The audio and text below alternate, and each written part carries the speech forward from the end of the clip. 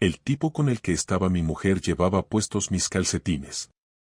No lo vi de frente. Ni siquiera sabía que era él. Lo vi por detrás, saliendo del portal, y tardé unos segundos en entender qué era lo que me resultaba raro. Caminaba como si no tuviera prisa, como si fuera su edificio, como si fuera su casa. Llevaba una sudadera negra, vaqueros normalitos y unas zapatillas deportivas. Pero debajo, asomando un poco entre la zapatilla y el bajo del pantalón, estaban mis calcetines. Negros, con una raya gris en el talón. Tenían un pequeño agujero que yo mismo había intentado coser torpemente. Lo recordé al instante. Esos calcetines eran míos. No preguntes por qué lo supe tan rápido. No es que fueran de una marca rara, ni que llevaran mi nombre bordado. Es algo que sabes, como sabes que una taza es tuya porque tiene una grieta donde siempre apoyas el pulgar. Yo me quedé congelado. No saludé. No le dije nada. Me paré justo a media calle, con las bolsas del súper en una mano, viendo cómo ese desconocido salía del mismo edificio donde, supuestamente, en ese momento mi mujer estaba sola.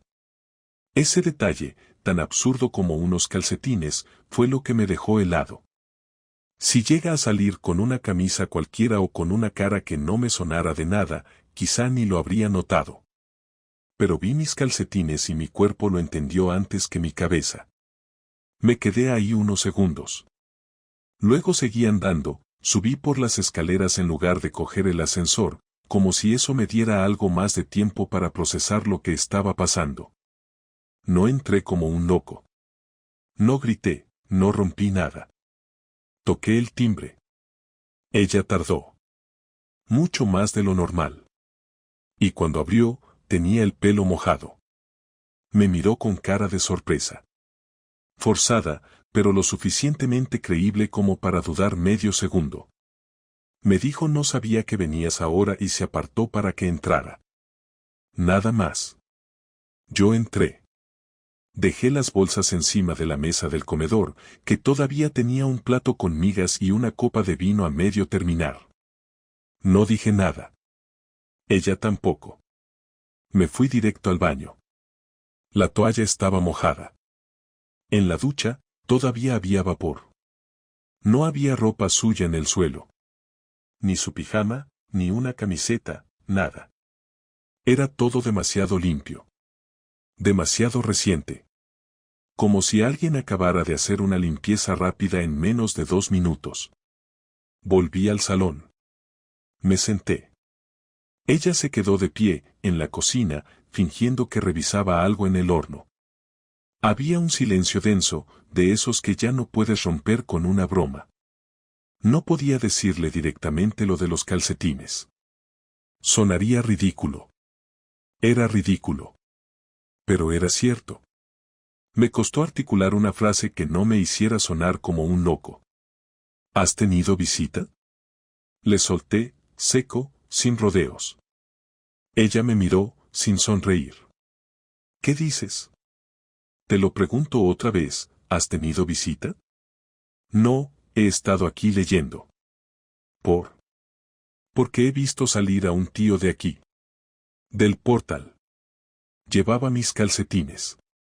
No esperaba que se derrumbara ahí mismo. Pensé que lo negaría, que me llamaría paranoico, que me inventaría cualquier chorrada. Pero no. Lo que hizo fue peor. Se quedó completamente inmóvil. Me miró, tragó saliva y después bajó la mirada. No dijo nada. Ese silencio fue más destructivo que cualquier mentira. No sé cuánto tiempo pasamos así. Yo sentado, ella de pie, y ese vacío entre los dos. Como si el aire pesara toneladas y no se pudiera atravesar. Cuando por fin habló, su voz era suave. Tan suave que me jodió más todavía. No quería que te enteraras así. Así. Como si hubiera una forma buena de enterarse de una traición. ¿Y cómo pensabas que me enterara? ¿O simplemente esperabas que nunca me diera cuenta? No lo sé. Pensaba, no sé lo que pensaba. ¿Y quién es? ¿Lo conozco? Silencio. No. ¿Cuánto tiempo? No te pongas así. ¿Cuánto tiempo? 3 meses. Me levanté. No sabía qué hacer con las manos. Caminé por el pasillo como si buscara algo. Abrí el armario. Vi mi ropa colgada al lado de la suya. Saqué una camisa, la tiré al suelo. Después una chaqueta. No era para hacer teatro, ni porque me sintiera actor de una película. Era porque necesitaba moverme, ocupar espacio, hacer algo para no sentir que me estaba tragando un bloque de cemento. Ella se quedó en la puerta, sin acercarse. Me dijo que no había significado nada. Que no era por mí. Que era algo que le pasó. Que no lo planeó. Las frases típicas que se dicen cuando ya no hay vuelta atrás. Yo no las escuchaba realmente. No podía. Lo único que tenía claro en ese momento era que había una línea que ya se había cruzado. No sabía si quería separarme, gritar, irme a dormir a casa de mi hermano, o quedarme y no hablarle durante semanas. Solo sabía una cosa, no podía seguir en esa casa esa noche. Cogí mi mochila del armario, eché dentro lo primero que vi, sin pensar. Ella no trató de detenerme. Ni una sola vez. No me dijo quédate. No me pidió perdón. Ni siquiera lloró. Y eso, amigo, eso fue lo que me rompió. Porque cuando ves que ni siquiera luchan por ti, entiendes que la historia ya está acabada. Solo que tú no te habías enterado todavía. Esa noche dormí en casa de mi hermano Marcos. No dije mucho, solo que había tenido una bronca fuerte con Clara y que necesitaba un lugar donde quedarme un par de días.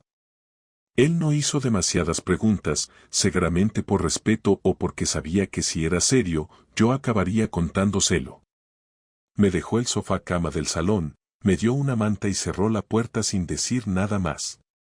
Me tumbé ahí, vestido, sin apagar la luz, con la mente girando a una velocidad que no me dejaba ni cerrar los ojos. No estaba triste, todavía no. Lo que tenía era una furia densa, callada, contenida, como una electricidad bajo la piel que me impedía pensar con claridad. Me pasé toda la noche recordando detalles, gestos, frases suyas que antes no tenían peso y ahora parecían claves de algo más grande. Intentaba reconstruir el cuándo, el cómo, el por qué, como si encontrar el primer momento exacto en que todo empezó a romperse pudiera servirme de algo. Me preguntaba si fue en una de esas semanas en las que ella decía estar estresada en el trabajo, si fue mientras yo estaba fuera por una obra en Valencia, si lo hizo en nuestra cama o si al menos tuvo la decencia de llevarlo a otro sitio. Pensaba en su voz diciéndome que no significaba nada, en sus ojos bajando la mirada cuando le pregunté si lo conocía. Y cuanto más pensaba, más rabia me entraba, porque la única conclusión a la que podía llegar era que me había hecho pasar por imbécil durante 3 meses y que ni siquiera tuvo el coraje de enfrentarlo como un adulto. Al día siguiente no fui a trabajar. Apagué el móvil. No quería ver mensajes suyos ni llamadas de nadie. Necesitaba unas horas en silencio, sin tener que explicar nada. Me duché, me vestí, salí a caminar sin rumbo. Pasé por delante de nuestro edificio pero no subí. Miré hacia la ventana del salón y vi que estaba cerrada, con las cortinas echadas. Me quedé unos segundos en la acera, sin saber si subir a gritarle, a pedirle explicaciones que probablemente no me daría, o seguir caminando como si nunca hubiera vivido allí. Me fui. Terminé en un bar pequeño cerca de Atocha. Pedí un café solo y me senté en la mesa más alejada. No tenía hambre, ni sueño, ni ganas de hablar con nadie. Solo necesitaba entender qué hacía ahora con todo eso que tenía dentro. Por la tarde, cuando ya no aguantaba más, la llamé. Me contestó al primer tono. No lloraba. No tenía la voz quebrada. Me habló con una calma que me revolvió el estómago. Me dijo que si quería hablar, que lo hiciéramos cara a cara. Que si iba a estar fuera, que al menos pasara por casa a recoger lo que me hiciera falta.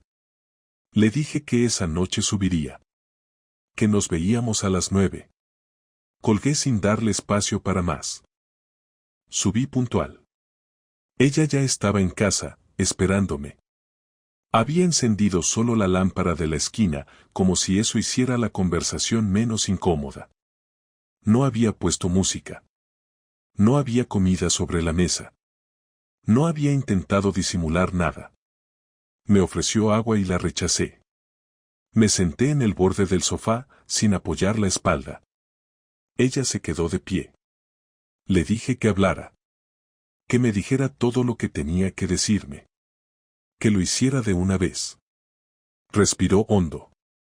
Me dijo que no lo había planeado, que no fue algo premeditado, que empezó con una conversación por casualidad, con un compañero nuevo de la editorial. Que hablaron una tarde, que se rieron, que no hubo intención, pero que poco a poco empezó a buscar esa charla, que le gustaba cómo la miraba, cómo la escuchaba. Que después vino un café, luego una cena, y que cuando se dio cuenta ya estaba metida hasta el cuello. Le pregunté si fue solo una vez. Me dijo que no. Que fueron varias. Que algunas veces fue en su casa, otras en un hotel. Le pregunté si usó protección. Asintió. Le pregunté si lo disfrutó. Bajó la cabeza. Le pregunté si pensó en mí en algún momento mientras lo hacía. No contestó. Me levanté. Empecé a caminar por el salón, con las manos en los bolsillos, intentando no romper nada. Tenía una presión en el pecho que me impedía respirar bien. Me giré y le pregunté si todavía lo veía. Me dijo que no. Que desde que se lo confesé la noche anterior, no había vuelto a hablar con él. Que no sabía si iba a volver a hacerlo.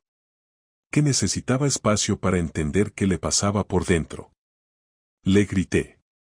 No por costumbre, no porque quisiera intimidarla, sino porque no podía creer que hablara despacio como si lo que había hecho no fuera una traición absoluta. Le grité que había destruido todo lo que habíamos construido. Que yo podía soportar que me dijera que ya no me amaba, que se había cansado, que quería otra vida. Pero lo que no podía tolerar era haber vivido 3 meses compartiendo cama con alguien que fingía. Le grité que me había quitado la dignidad. Que había traído a otro hombre a mi casa. Que ni siquiera tuvo el mínimo respeto de mantenerlo lejos. Le grité que era una cobarde, que si al menos me hubiera enfrentado con la verdad antes, habría sido más fácil encajar el golpe. Ella no contestaba. Solo me miraba con los ojos rojos, pero sin lágrimas. Como si ya no le quedaran. Me acerqué y le pregunté si pensaba que yo no lo descubriría nunca. Me dijo que no sabía. Que en algún momento creyó que podía manejarlo. Le dije que si se había enamorado de él. Me miró durante unos segundos y después dijo que no. Que no lo amaba. Pero tampoco me amaba a mí. No me lo esperaba. Esa frase fue la que más me dolió de todas. No porque no me amara, sino porque lo dijo con esa frialdad que tienen las verdades crudas. Le pregunté desde cuándo. Me dijo que desde hacía tiempo. Que llevaba meses sintiéndose vacía. Que intentó salvar lo nuestro. Que lo intentó de verdad. Que fue ella la que dejó de proponer planes, de buscarme en la cama, de enviarme mensajes, porque ya no le salía natural. Me dijo que no quería hacerme daño, pero que se perdió en el intento. Me reí, pero sin humor. Le dije que no lo había intentado. Que si lo hubiera hecho, lo habríamos hablado antes. Que ella decidió mentir, esconder, jugar a 2 vidas. Que lo intentó, sí, pero lo que intentó fue no perderlo todo, no quedarse sola, no tener que enfrentarse a la incomodidad de romper un matrimonio. Le dije que ahora lo tenía claro. Que no había nada que hablar. Que no había posibilidad de arreglo. Ella no discutió. No me pidió que me quedara. No me agarró del brazo. Solo asintió con la cabeza y dijo lo entiendo. Me fui sin mirar atrás. Bajé las escaleras con el corazón latiendo en la garganta, con las manos sudadas y la garganta seca. Esa noche no dormí. Pero ya no por rabia. Lo que tenía era otra cosa. Un vacío frío, como si me hubieran arrancado de un tirón el suelo bajo los pies. Durante los primeros días después de la confrontación, todo lo que hacía era automático. Me levantaba temprano, aunque no tenía ganas de nada, me duchaba, me vestía y me sentaba frente al ordenador fingiendo trabajar. En realidad, no avanzaba en nada. Leía correos, los cerraba, abría planos, los volvía a minimizar. Mi cabeza no estaba ahí. Mi hermano trató de sacarme a tomar algo, me decía que necesitaba distraerme, pero yo no quería hablar con nadie. No me apetecía explicar lo que había pasado ni escuchar frases vacías sobre el tiempo que lo cura todo. No estaba buscando consuelo, estaba buscando entender cómo podía vengarme de alguien sin perder la dignidad. No se trataba de gritarle o de hacerle daño físico, eso me habría dejado en el mismo lugar que ella, sucio y bajo. Lo que quería era que sintiera la misma humillación que me había hecho pasar, que experimentara en su propia piel lo que es perder el control de algo que creía seguro. No quería arruinarle la vida, solo quería que supiera que no iba a salir impune. El lunes siguiente volví al piso mientras ella no estaba. Tenía copia de las llaves y sabía que trabajaba hasta tarde. No fui a por mis cosas. Fui a mirar. No con nostalgia, sino con curiosidad, como si se tratara de una escena de crimen en la que necesitaba entender cada detalle. Todo estaba igual que siempre, pero esa normalidad era precisamente lo que me alteraba. La taza de café en la encimera, el abrigo colgado detrás de la puerta, el perfume sobre la cómoda, los libros en el mismo orden. Abrí el cajón del escritorio y encontré una carpeta con papeles de la editorial. En una esquina, una nota con una dirección escrita a mano y una fecha. No era nada sospechoso, pero algo en esa anotación me resultó fuera de lugar. Era la dirección de un hotel del centro, y la fecha correspondía a una semana en la que yo había estado fuera. No necesité confirmar nada. Lo supe de inmediato. Ese fue el sitio. Lo guardé, no porque necesitara pruebas, sino porque podía ser útil más adelante. Cuando salí del piso me prometí no volver hasta que tuviera claro qué hacer. Pasé el resto de la semana observándola desde lejos. No de forma enfermiza, sino práctica. Sabía a qué hora salía del trabajo, donde solía comprar, cuando volvía a casa. No lo hacía por morbo, sino porque necesitaba precisión. Si algo iba a hacer, debía hacerlo sin margen de error. No soy impulsivo, ni me muevo por coraje momentáneo. Si iba a devolverle algo, tenía que ser calculado. Lo que más me irritaba era que ella seguía actuando como si nada. Subía fotos a las redes, salía con amigos, seguía con su vida mientras la mía estaba suspendida. Esa calma suya era gasolina. Una noche, mientras tomaba una cerveza solo en el salón de mi hermano, me vino la idea. No un arranque de venganza, sino una acción limpia, clara, que cerrara el círculo. No necesitaba arruinarle su reputación ni hacerle daño económico. Solo tenía que mostrarle que todo lo que daba por sentado podía desaparecer en cuestión de horas, igual que ella había hecho con nuestra relación. Lo primero fue vender el coche que compartíamos. El coche estaba a mi nombre porque yo lo había comprado antes de casarnos. Ella lo usaba más que yo, lo necesitaba para ir al trabajo, pero legalmente era mío. Puse un anuncio discreto, respondí a 2 interesados y lo vendí al tercero. No lo hice por dinero. Lo hice porque sabía que al día siguiente, cuando bajara al garaje y viera el hueco vacío, sentiría lo mismo que yo había sentido al descubrir que ya no tenía hogar. Dejé las llaves en el buzón del comprador y me marché sin mirar atrás. Esa fue la primera parte. La segunda era más directa. Teníamos una cuenta compartida que usábamos para gastos comunes, alquiler, facturas y supermercado. Ella cobraba más que yo, pero yo era quien la gestionaba. Transferí mi parte, dejé su mitad exacta y cerré la cuenta. Le envié un correo formal, con el extracto adjunto, explicándole que la cuenta estaba cancelada y que a partir de ese momento se encargara de todo ella sola.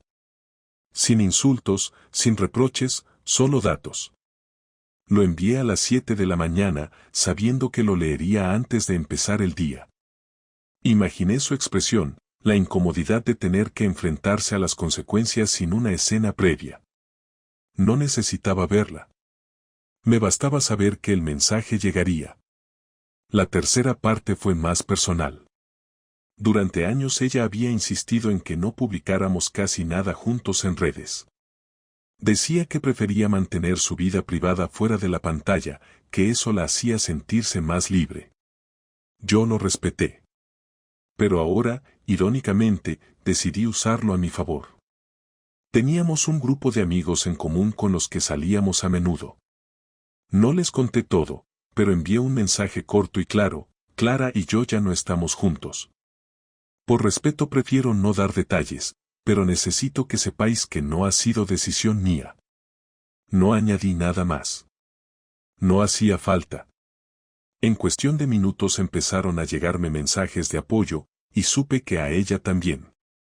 Era la forma más silenciosa de hacer que su mentira se quedara sin espacio donde esconderse. No necesitaba difamarla, solo contar la mitad verdadera de la historia.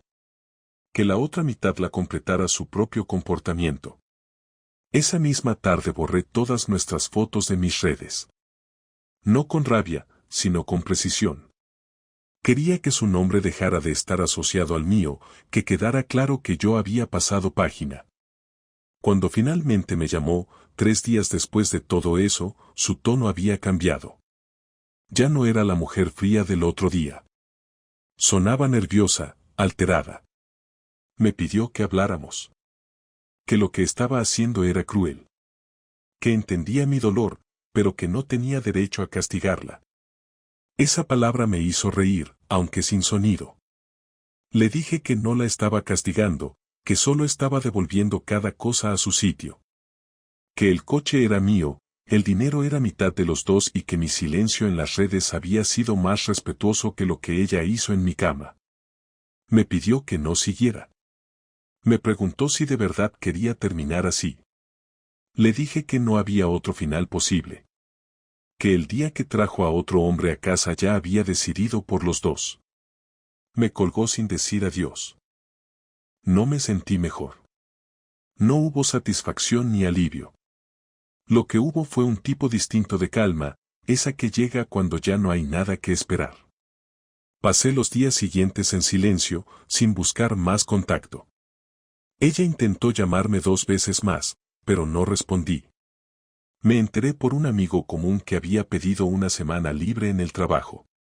Que había ido a quedarse con su hermana en Valencia. No me importó. No lo digo por orgullo, sino porque, por primera vez, realmente no me importaba. Lo único que quería era recuperar la sensación de control, la misma que me había quitado cuando decidió mentirme. No estaba buscando venganza, aunque todo lo que hice lo pareciera. Estaba limpiando el terreno. Sacando de mi vida lo que ya no pertenecía a ella. En ese proceso entendí algo que no había visto antes, que a veces uno no reacciona para hacer daño, sino para demostrar que todavía puede decidir. Y eso fue lo único que me quedó. La noche del viernes, cuando por fin me quedé solo en el piso nuevo que había alquilado, abrí una botella de vino barato y me senté frente a la ventana. No era celebración. Era cierre. Miré la ciudad y pensé que no había nada más que hablar con ella. Que la historia estaba escrita y firmada. Lo que no imaginaba entonces era que, unos días después, ella iba a volver a buscarme. No para pedirme perdón, sino para hacerme una propuesta que cambiaría todo lo que yo pensaba que quedaba por decir. Pasaron 5 días sin que supiera nada más de ella. Ni llamadas, ni mensajes, ni correos. Lo agradecí. Aunque durante meses me había acostumbrado a su presencia constante, a esa rutina diaria de palabras, de gestos, de silencios compartidos, ya no la necesitaba. Dejar de esperar su voz fue lo más difícil, pero una vez superado eso, el resto vino casi solo. Me levantaba, trabajaba, salía a caminar sin rumbo, organizaba el piso nuevo, que no tenía decoración, ni fotos, ni alfombras. Me gustaba así, frío, sin recuerdos colgando de las paredes. Empezaba a dormir mejor. Incluso había vuelto a contestar los mensajes de Marcos, de mis padres, de un par de colegas del trabajo. Todo parecía empezar a encontrar un orden, hasta que una tarde, sin aviso, sonaron 3 golpes en la puerta. Pensé que sería algún vecino. El portero no había avisado. Cuando abrí, me la encontré ahí. De pie, con un abrigo largo, sin maquillaje, sin expresión, con los ojos clavados en los míos y la boca tensa. No me dijo nada, solo esperó. Le pregunté qué hacía ahí. Me dijo que necesitaba hablar. Le dije que ya habíamos hablado todo. Me respondió que esta vez no venía a defenderse, ni a pedir nada. Que si no quería dejarla pasar, lo entendía. Me quedé callado. Me aparté. Entró sin mirar alrededor, como si ya supiera que ese sitio no era suyo. Se sentó en la silla junto al ventanal, cruzó las piernas, apoyó las manos sobre las rodillas y me miró fijo. No parecía nerviosa. Tampoco tranquila. Era otra cosa. Era como si hubiera rehecho un guión durante días y ahora viniera a recitarlo sin errores. Me senté frente a ella, en la única otra silla del salón. La miré sin hablar. Esperé. Me dijo que no había venido a justificar nada. Que no esperaba que yo la perdonara, ni que olvidara, ni que borrara lo que había hecho. Que tenía claro que había cruzado una línea que no se puede volver a desdibujar. Me dijo que se fue a Valencia para pensar. Que habló con su hermana, que se aisló, que leyó cada uno de los mensajes que yo había mandado, que vio como el círculo se le cerraba poco a poco y entendió que lo había perdido todo. Que se dio cuenta tarde, pero que ya no quería arrastrar más mentiras. Le pregunté por qué estaba ahí entonces. Me dijo que necesitaba cerrar algo conmigo.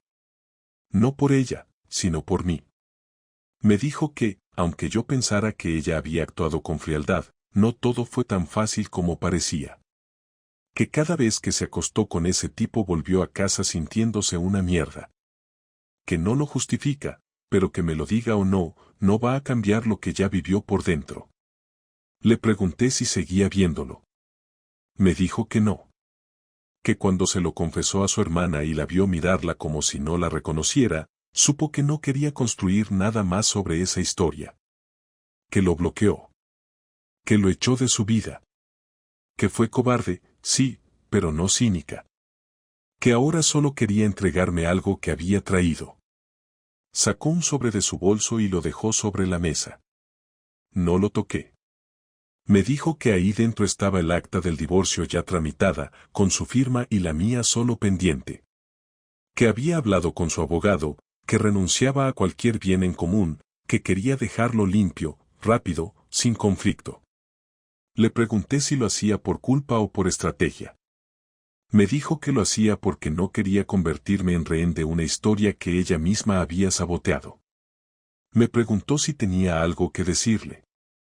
Le dije que no. Me dijo que si en algún momento necesitaba hablar, que no dudara en escribirle. Le respondí que no creía que ese momento llegara. Asintió. Se quedó en silencio unos segundos, como si esperara que le dijera algo más, pero no dije nada. Se levantó. Caminó hacia la puerta. Se giró una vez más. Me miró como quien ya no espera respuesta y se fue sin cerrar fuerte. No abrí el sobre esa noche. Me quedé mirándolo durante más de una hora. Luego lo dejé en la mesa, apagué las luces y me fui a dormir. Dormí mal. No porque la echara de menos, sino porque había algo en su forma de hablar que me había descolocado. No el tono, ni las palabras. Fue la ausencia de súplica. La falta de drama. No vino a pedirme nada. No vino a salvarse. Vino a terminar. Y eso, por alguna razón, dolía más que si hubiera llorado o se hubiera arrodillado. Al día siguiente, al mediodía, firmé los papeles. Llamé a su abogado y le pedí que se encargara de la entrega. Cerré el capítulo sin ceremonia. Me duché, salí a comer algo y me fui a caminar por el retiro. Hacía frío. Llevaba guantes. Me metí las manos en los bolsillos y empecé a pensar en todo lo que no había dicho, en las frases que no usé, en las preguntas que me tragué. Pensé en qué habría pasado si ella no hubiera confesado, si yo no hubiera visto al tipo con mis calcetines, si simplemente me hubiera enterado por otro, o nunca. Pensé en la fragilidad de todo lo que creemos que tenemos seguro. Y me sentí viejo. No de edad, sino de desgaste. Como si esa experiencia me hubiera arrancado años. Volví al piso por la tarde y me preparé un café. Lo tomé en silencio. Miré las paredes. Todavía estaban vacías. Me pregunté si quería decorarlas, si tenía sentido comprar un cuadro, colgar una foto, traer algo mío. Me di cuenta de que todavía no sentía el espacio como mío. Era un refugio, no un hogar. Abrí el portátil, respondí un par de correos, cerré todo otra vez. Me recosté en la cama, abrí una libreta vieja y escribí una frase que no pensé demasiado: no quiero venganza, quiero espacio. La subrayé. Cerré la libreta. Pensé en llamarla, pero no lo hice. No porque tuviera miedo de escucharla, sino porque no tenía nada nuevo que decirle. Lo dicho ya estaba hecho. Lo vivido no se puede revivir. Lo traicionado no se puede restaurar. Y lo más importante, lo nuestro ya no existía. No quedaban rescates posibles. Esa noche, por primera vez, no soñé con ella. Ni con el otro. Ni con el pasado. Soñé que caminaba solo por una calle vacía, que no reconocía, sin rumbo. Y por extraño que parezca, no fue un mal sueño. Volver a la rutina fue más fácil de lo que esperaba. No porque estuviera bien, sino porque el cuerpo se adapta a lo que sea cuando no tiene otra opción. Me despertaba, me vestía sin pensar, trabajaba con una concentración casi obsesiva, comía lo mínimo, y por las noches, al llegar al piso vacío, me sentaba frente a la ventana con una cerveza y escuchaba el silencio. Al principio me dolía, después simplemente se volvió normal. Dejé de pensar en ella todo el tiempo. Su cara aparecía de vez en cuando, como un ruido lejano que cruzaba la mente sin avisar, pero ya no me paralizaba. La rabia que me había consumido al principio se había diluido. No era perdón, ni olvido, era agotamiento. Me cansé de estar furioso, me cansé de analizarlo todo, de preguntarme en qué fallé, de repasar cada gesto, cada palabra. Llegó un punto en que la historia ya estaba contada y solo quedaba decidir qué hacer con lo que venía después. Una tarde, mientras organizaba una presentación para un cliente nuevo, recibí un mensaje de su hermana. Nunca habíamos hablado directamente más allá de saludos en cenas familiares, pero me sorprendió el tono. Me decía que sentía mucho todo lo que había pasado, que no estaba de parte de nadie, pero que quería que supiera que Clara llevaba semanas mal. Que no me escribía para convencerme de nada, sino porque creía que, por cerrar el ciclo, merecía saber que ella no estaba bien. No contesté. No porque no me importara, sino porque no sabía qué podía decirle. Esa noche, sin embargo, pensé en ella más de lo habitual. Me pregunté si de verdad le estaba costando tanto como decía su hermana, si se arrepentía de verdad, o si solo era remordimiento disfrazado. Me acosté tarde, dando vueltas a la idea de si todo esto había servido para algo. Si el dolor tenía un propósito o si era simplemente una consecuencia inevitable. Pasaron 2 semanas más y un día, sin planearlo, pasé por delante del bar donde habíamos tenido nuestra primera cita. No fue un gesto simbólico, ni buscado, simplemente estaba en esa zona por trabajo. Me detuve un segundo frente a la puerta. Miré las mesas, la barra al fondo, la lámpara colgante que Clara había mencionado que le gustaba. No sentí nostalgia, ni dolor, solo una extraña sensación de cierre. Fue ahí, parado frente a ese lugar, donde decidí que quería hablar con ella una última vez.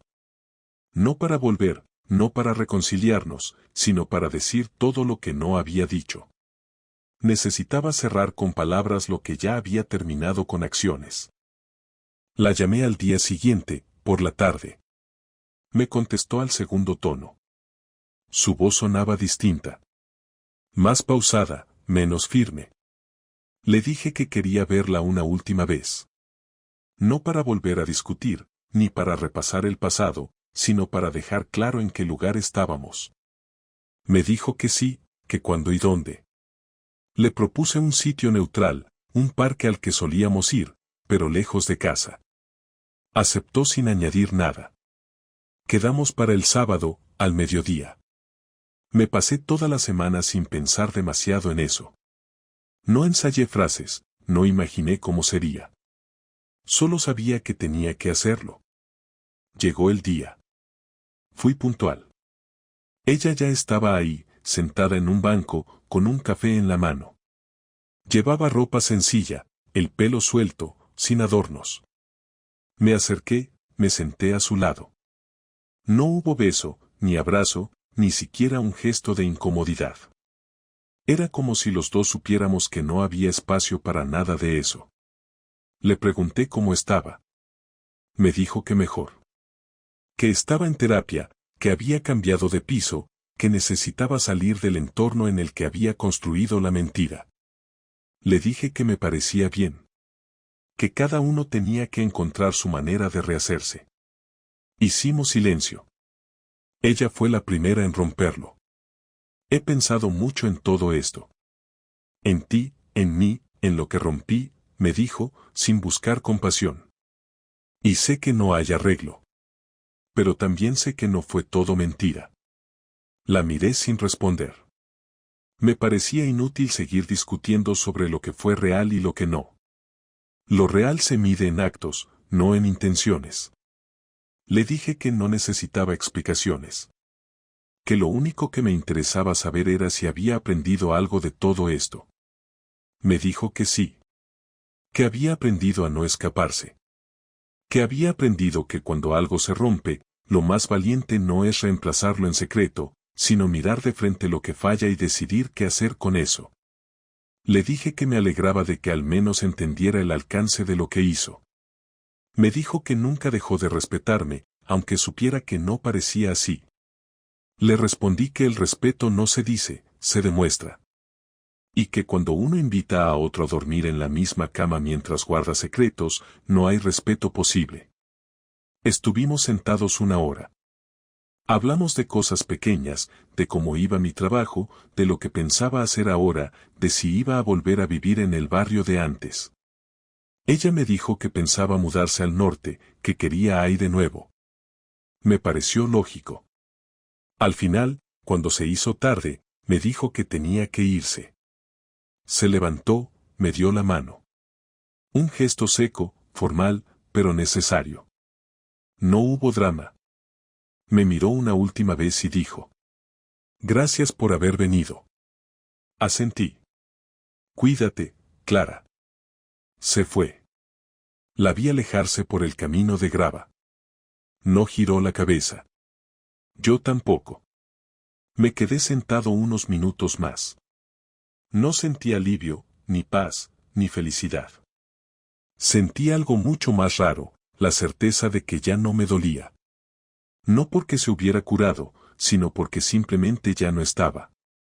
Lo que me había sostenido durante semanas era el dolor, la rabia, la decepción. Y ahora que todo eso había desaparecido, solo quedaba espacio para lo que viniera después. Volví a casa caminando. Abrí la puerta del piso.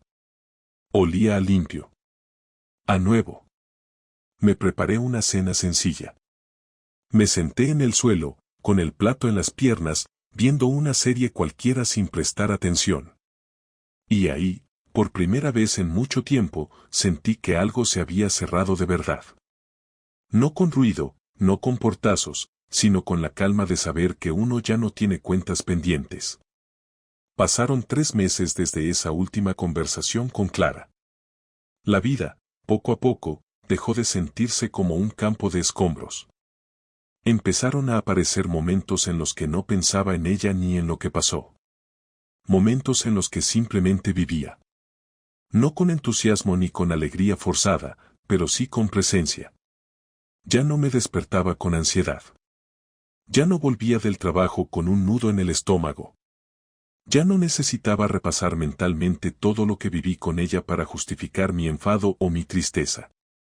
Ya no tenía nada que justificar. A veces, la mente me lanzaba imágenes sueltas, como retazos de una película que ya no me interesaba ver, una mañana desayunando juntos, una frase suya al salir del cine, una risa compartida en una cena con amigos. Pero esas imágenes ya no me provocaban reacción. Eran solo eso, fragmentos de algo que fue. No me dolía que existieran. Me dolía que durante un tiempo fui incapaz de ver más allá de ellas. Me di cuenta de que lo más difícil no fue la traición en sí, sino todo lo que venía después. La reconstrucción interna. Volver a confiar en uno mismo. Volver a creer que eres suficiente. Porque lo que una infidelidad rompe no es solo el vínculo con el otro, también es la forma en la que te percibes a ti mismo. Uno se pregunta si fue ciego, ingenuo, débil. Uno se enfrenta a su propia incapacidad para haber leído señales. Y durante un tiempo, te castigas. Porque aunque sabes que no fuiste tú quien cometió el error, te cuesta separar tu dignidad del hecho de que alguien te haya mentido a la cara. Yo tuve que aprender a perdonarme por no haber sospechado, por haber confiado, por haber apostado por alguien que no lo merecía. Y eso fue más complicado que cualquier enfrentamiento. Decidí no volver a hablar de ella con nadie. No por rabia, sino por higiene mental. Había contado la historia las veces justas. A Marcos, a mi madre cuando me llamó preocupada, a uno o dos amigos cercanos. Después de eso, entendí que repetirla no me aportaba nada. Solo me mantenía atado a algo que ya había terminado. Dejé de hablar de ella en voz alta. Dejé de mirar fotos antiguas. Borré las carpetas del ordenador. No porque quisiera borrar el pasado, sino porque no necesitaba seguir teniéndolo tan a mano. Si algo vuelve una y otra vez es porque uno lo alimenta. Yo decidí dejar de alimentar esa parte. No hubo ceremonia, ni día señalado, ni ningún símbolo. Simplemente dejé de hacerlo. Empecé a salir más. No a citas, no a buscar reemplazos. Salía solo, o con amigos, a caminar, a cenar, a tomar algo. Al principio me sentía incómodo. Ver parejas me generaba rechazo. Me preguntaba cuánto tiempo tardarían en mentirse, si se contarían todo, si uno de los dos ya estaría ocultando algo. Me volví escéptico. No con rencor, sino con una desconfianza tranquila. Como quien ya sabe lo que se juega y no quiere volver a apostar sin leer bien las reglas. Con el tiempo, esa desconfianza se volvió observación. Dejé de pensar en lo que podían esconder los otros y empecé a concentrarme en lo que quería yo. No necesitaba una nueva relación. Necesitaba volver a sentirme cómodo conmigo mismo. Una noche, mientras organizaba unos archivos en el escritorio, encontré por casualidad una lista de cosas que habíamos escrito juntos hacía años, cuando nos mudamos al piso que compartimos. Eran cosas que queríamos hacer, viajes, libros por leer, proyectos de pareja. La mayoría no se cumplieron. No sentí tristeza al leerla. Me sorprendió la distancia. Esas letras escritas con entusiasmo ya no me pertenecían. Era como leer algo escrito por otras personas. Cerré el archivo y lo borré. No sin emoción, pero sin drama. Era hora. Volví a terapia. No porque me sintiera roto, sino porque quería terminar de ordenar lo que quedaba desordenado. Hablé poco de Clara. Hablé más de mí, de cómo había perdido referencias, de cómo me costaba volver a confiar en mi propio criterio. La psicóloga me dijo algo que se me quedó grabado: no se trata de reconstruirte como eras, sino de construirte como eres ahora. Tenía razón. Yo ya no era el mismo. Y no lo digo con orgullo, lo digo como un hecho. Lo que pasó me transformó. Me hizo más frío en algunos aspectos, más cauteloso, más escéptico, sí. Pero también más directo, más claro con lo que quiero y con lo que no pienso tolerar. Un día, recibí un mensaje suyo. Corto. Solo quería saber cómo estás. Lo leí varias veces antes de decidir qué hacer. No respondí. No porque me molestara, sino porque ya no era necesario.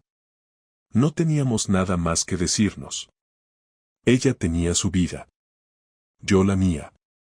Nuestra historia había terminado en el momento justo. Alargarla con una conversación cordial solo la habría arrastrado innecesariamente. Me limité a borrar el mensaje. Fue el último que recibí de ella. Hoy vivo solo. No sé por cuánto tiempo. No tengo planes a largo plazo en lo emocional. Estoy enfocado en mi trabajo, en mis cosas, en recuperar una versión de mí que no dependa de nadie más. No creo que el amor sea una mentira. Pero sí creo que idealizar al otro es una forma de cegarse. Ya no busco una historia perfecta. Busco verdad. No promesas, sino coherencia. Y si algún día vuelvo a abrirme con alguien, será con la conciencia plena de lo que implica entregarse y lo que exige recibir. A veces me preguntan si sigo creyendo en el compromiso. La respuesta es sí, pero no en el que se firma en un papel, sino en el que se demuestra con hechos. Porque después de todo esto, lo que más valoro no es la fidelidad como concepto romántico, sino la honestidad como base mínima de cualquier vínculo. Y si no hay honestidad, no hay nada. Clara fue una parte de mi vida. Una parte importante. Pero eso no significa que tenga que seguir estando en mi presente. Aprendí a dejar ir sin desear mal. Aprendí a soltar sin necesidad de arrastrar. Y sobre todo, aprendí a no quedarme en el lugar donde ya no soy valorado. Eso, al final, es lo único que importa.